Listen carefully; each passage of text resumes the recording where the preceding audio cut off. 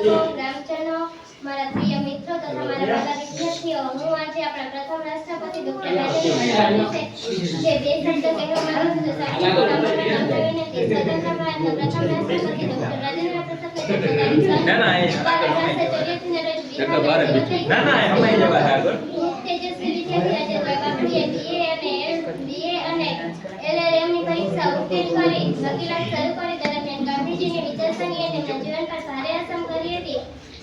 સૌને અસહભાગી લડતમાં જોડાવા ઇન્જન આપ્યું અને કોંગ્રેસના પ્રમુખ તરીકે 3 વાર જવાબદારી વહન કરેલી કોંગ્રેસ પ્રમુખ તરીકે મુંબઈ ગયા ત્યારે લાખો લોકોએ તેમનું દબદબાભર્યું સ્વાગત કર્યું હતું. બિહારમાં વિનાશક ધરતીકંપ થયો ત્યારે તેઓ જેલમાં હતા અને જેલમાંથી બહાર આવીને લોકસેવામાં જોડાઈ ગયા. સમગ્ર ભારતના લોકોને મદદ માટે વિનંતી કરીને તે લોકોએ તેમને ઢગલાબંધ પૈસા, કપડાં વગેરે આપ્યા. એ લોકકળાનો હિસાબ પણ ચોકસાઈપૂર્વક રાખ્યો હતો.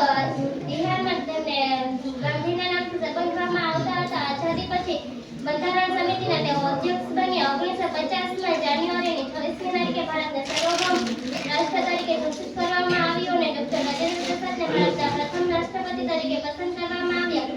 આવા સર્વોચ્ચ પદે 5 સ્થાપિત થયા, પરંતુ અભિમાનનો અંશ તેમને સ્પર્શો ન હતો. દેશને 1 કરોડ રૂપિયા ખોટી રીતે વપરાય તે તેમને પસંદ નથી.